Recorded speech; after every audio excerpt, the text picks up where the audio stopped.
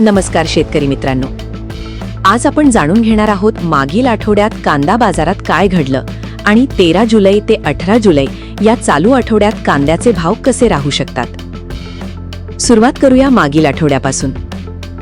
6 जुलै ते 11 जुलै दरम्यान महाराष्ट्रातील अनेक बाजार समित्यांमध्ये कांद्याच्या भावात रोज थोडेफार चढउतार पाहायला मिळाले।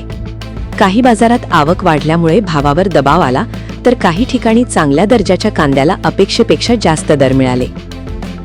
म्हणजेच संपूर्ण आठवडा पाहिला तर बाजार पूर्णपणे घसरला नाही आणि मोठी तेजीही आली नाही। दर मर्यादित पट्ट्यातच फिरताना दिसले।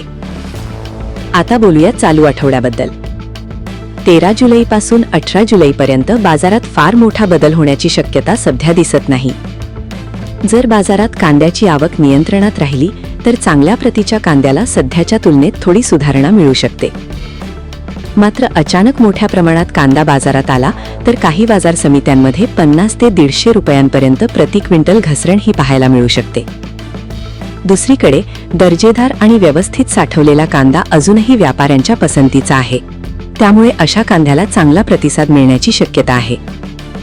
सरकारकडून कांदा खरेदी दरात वाढ आणि साठा व्यवस्थापनासंदर्भातील हालचालींमुळे बाजाराला काही प्रमाणात आधार मिळू शकतो।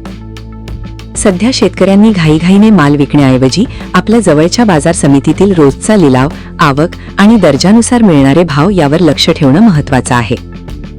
एकूणच काय, मागील आठवडा स्थिर स्वरूपाचा राहिला आणि या आठवड्यातही मोठी तेजी किंवा मोठी मंदी दिसण्याची शक्यता कमी आहे। दररोजच्या आवक आणि मागणीवरच बाजाराची दिशा ठरणार आहे। तुमच्या बाजार समितीमध्ये आज किती भाव मिळाला हे आम्हाला कमेंटमध्ये नक्की सांगा। अशाच दररोजच्या अचूक शेतीविषयक माहितीसाठी आमच्या चॅनलला सबस्क्राईब करा। धन्यवाद।